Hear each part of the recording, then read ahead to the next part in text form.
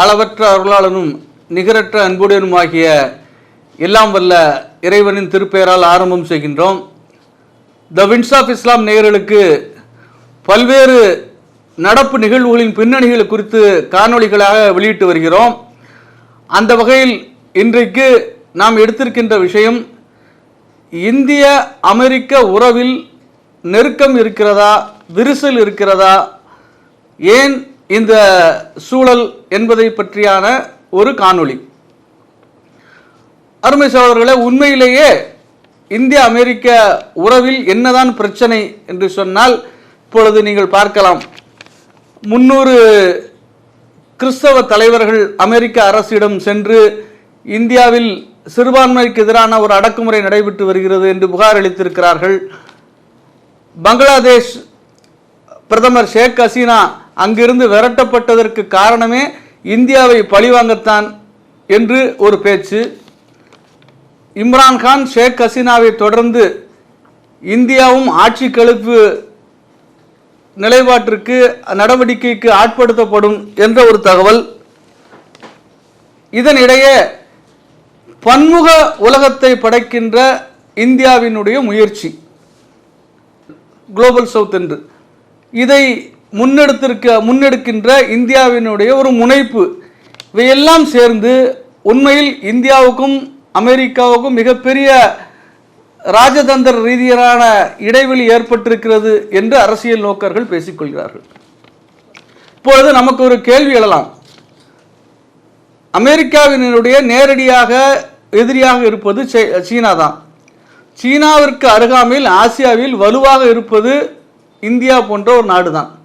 அப்படி என்று சொன்னால், சீனாவை எதிர்க்க வேண்டும் என்று சொன்னால் இந்தியாவை வளப்படுத்துவதும் இந்தியாவுக்கு எல்லா உதவிகளும் செய்வது தானே ஒரு சரியான நடைமுறையாக இருக்கும்.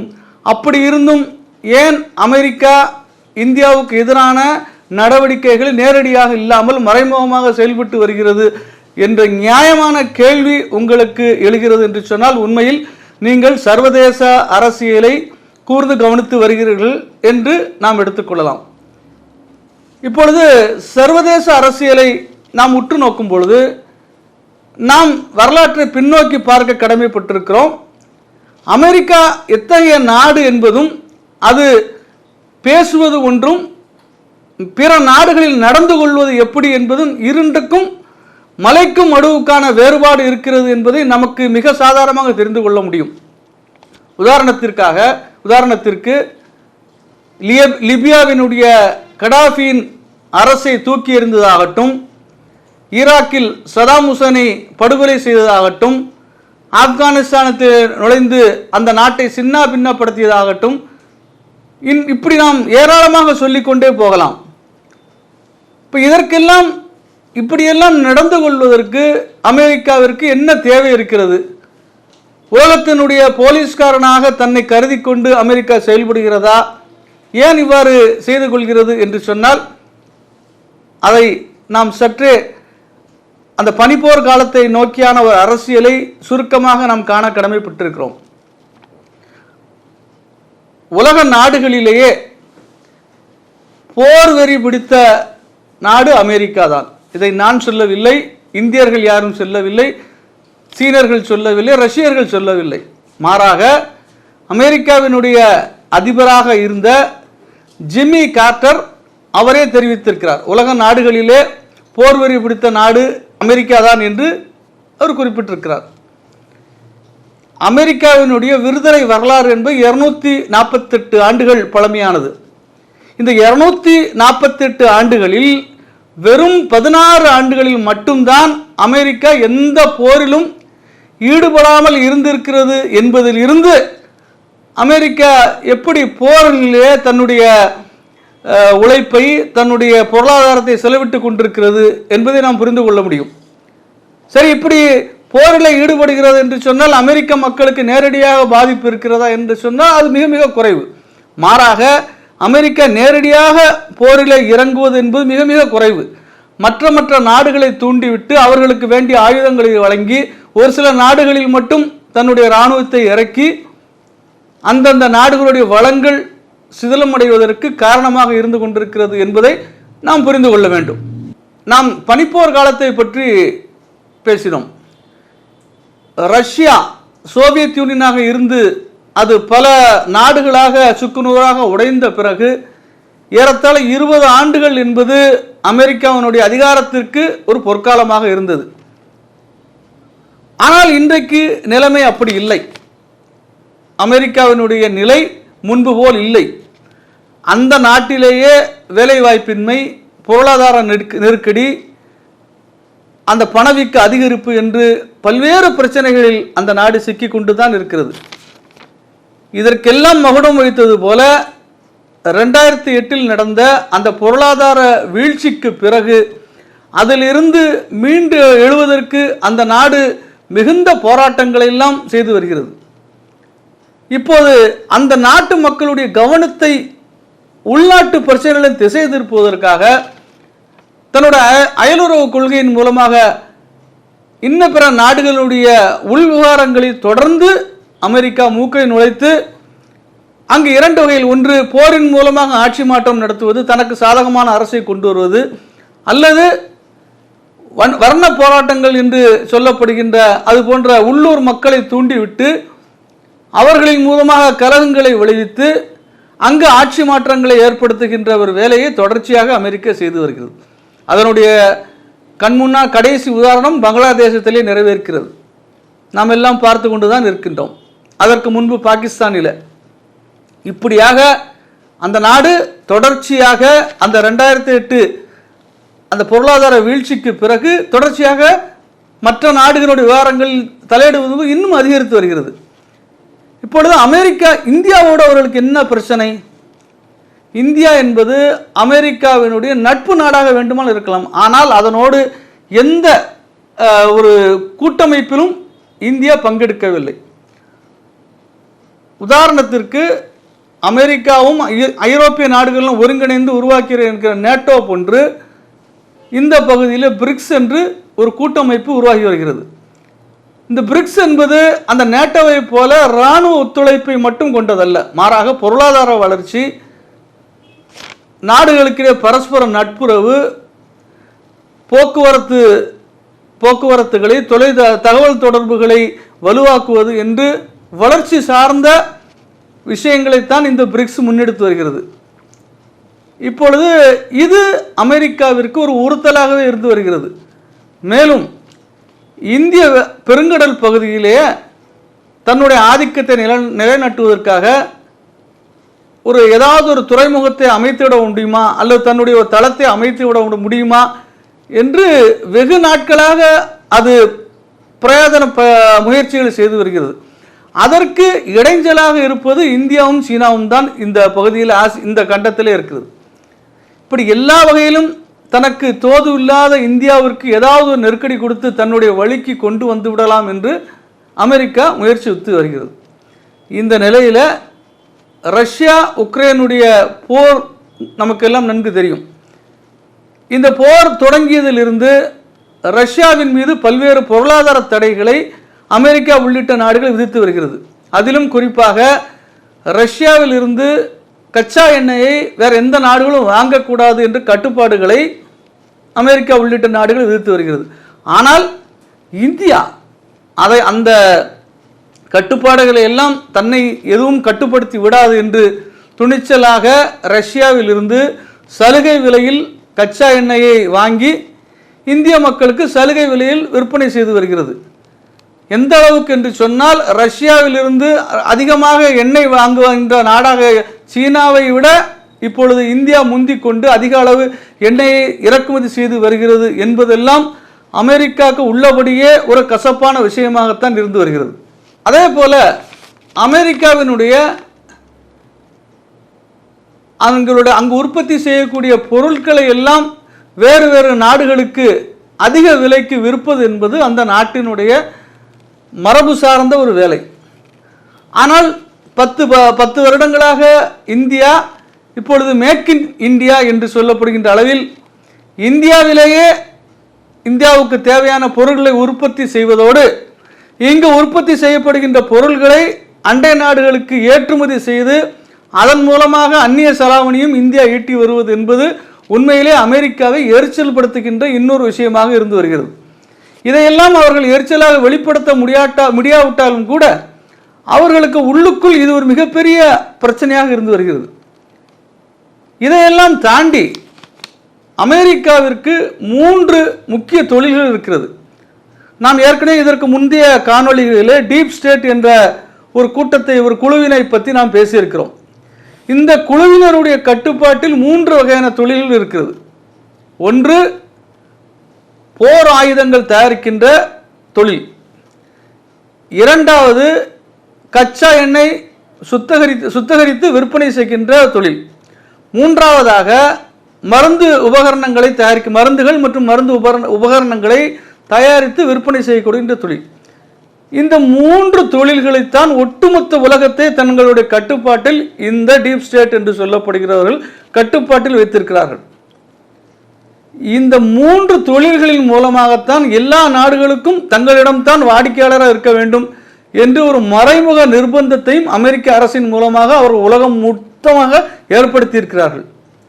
இப்பொழுது இந்தியா மேக் இன் இந்தியா என்கிற அடிப்படையில் தனக்கு தேவையான பொருட்களை உற்பத்தி செய்து கொண்டிருக்கின்ற பொழுது எப்படி இது போன்ற விஷயங்களை எல்லாம் இந்த நாடுகளில் இருந்து வாங்குவதற்கு தயாராக இருக்கும்?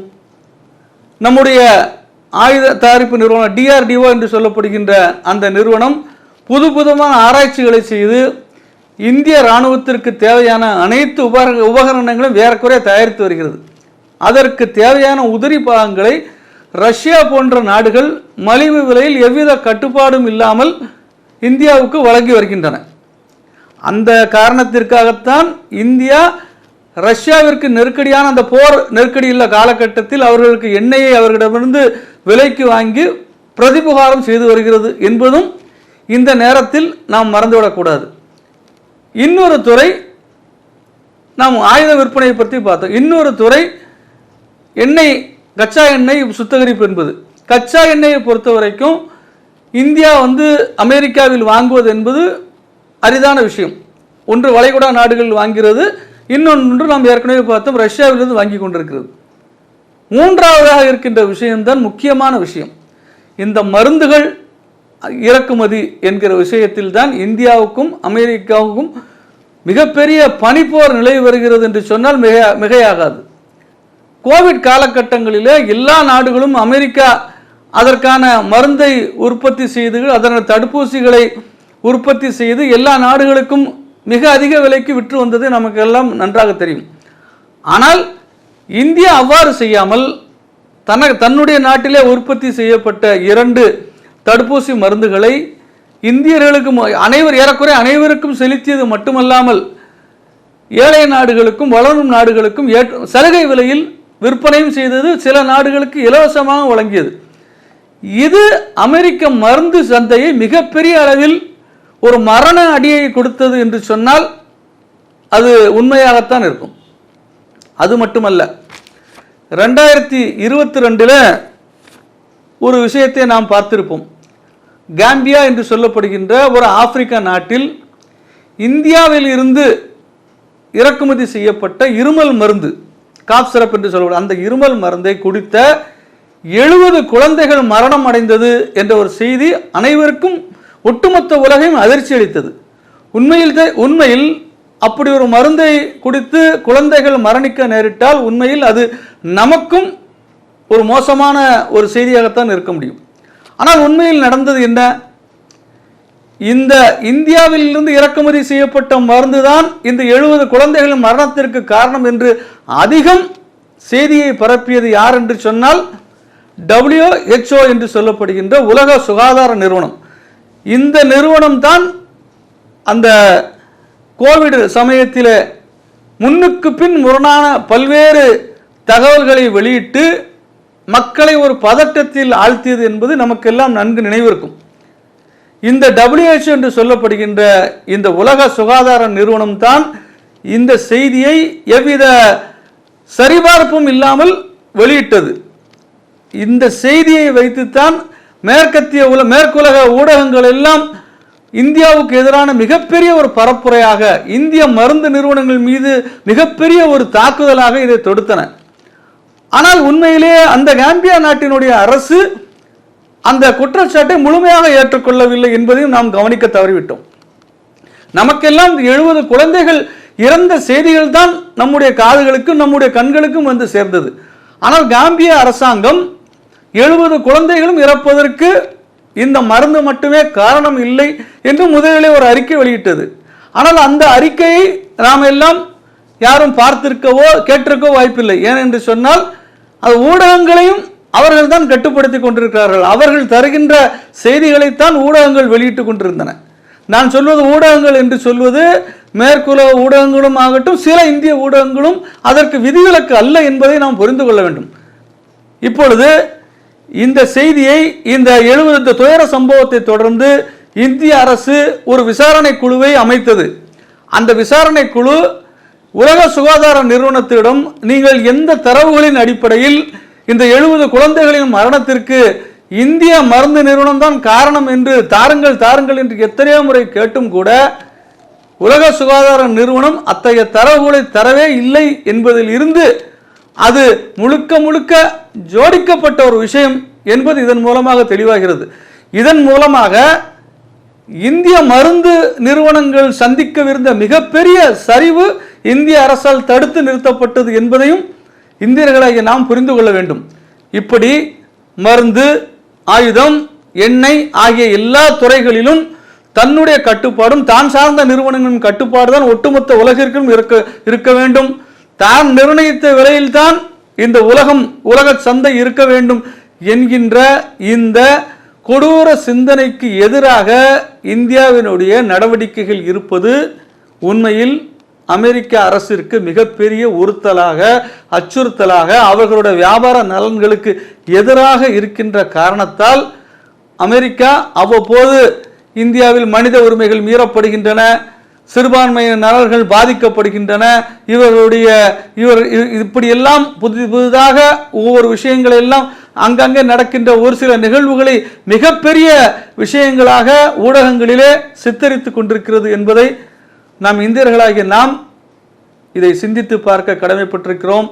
இந்த காணொளியின் வாயிலாக நாம் நேயர்களுக்கு தெரிவிக்க விரும்புவது என்னவென்று சொன்னால், கண்ணால் காண்பதும் பொய், காதால் கேட்பதும் பொய், தீர விசாரிப்பதே மெய் என்கின்ற அடிப்படையில் நம்மை சுற்றி பின்னப்படுகின்ற இந்த உலக அரசியலினுடைய கோரக்கரங்களிலிருந்து நம்முடைய இந்திய திருநாடு எப்படியாவது இதிலிருந்து விடுபட்டு வளரும் நாடுகளின் வரிசையில் இருந்து வளர்ந்த நாடாக ஆகிவிடுவதற்கான முயற்சிகளில் முனைப்போடு செயல்பட்டு கொண்டிருக்கிறது. ஆளுகின்ற கட்சிகளின் மீது நமக்கு ஒரு சிலருக்கு கருத்து வேறுபாடுகள் இருக்கலாம். ஆனால் அரசு நிர்வாகம் என்பது ஒவ்வொரு இந்தியருக்கும் பொதுவானது, ஒவ்வொரு இந்தியருக்கும் சொந்தமானது. ஆகவே இது போன்ற செய்திகளை நாம் கேள்விப்படும் போது அதனுடைய உண்மைத்தன்மையை ஆராய்ந்து உண்மையில் என்னதான் நடக்கிறது என்பதை நாம் தீர ஆராய வேண்டும் என்பதை வலியுறுத்தி கொள்வதோடு, அமெரிக்காவினுடைய இது போன்ற பல்வேறு சூழ்ச்சிகளால் உலகத்தினுடைய ஏறக்குறைய எல்லா நாடுகளும் பாதிக்கப்பட்டு கொண்டிருக்கின்றன. அதில் இந்திய நாடும் ஒன்று என்பதை நாம் நினைவில் கொண்டு அவர்களுடைய சூழ்ச்சிகளுக்கு, அவர்களுடைய இந்த விஷம பிரச்சாரங்களுக்கு நாம் பலியாகி விடக்கூடாது என்று தெரிவித்துக் கொண்டு இந்த காணொளியை இத்தோடு நிறைவு செய்கிறோம். இந்த காணொளியை காண்பவர்கள் இதை பிடித்திருந்தால் நீங்கள் மற்றவர்களுக்கும் ஷேர் செய்து எங்களுடைய சேனலை சப்ஸ்கிரைப் செய்து இது போன்று இன்னும் பல காணொளிகள் வருவதற்கு நீங்கள் ஊக்கம் வழங்க வேண்டும் என்று தெரிவித்துக் கொள்கிறோம். நன்றி.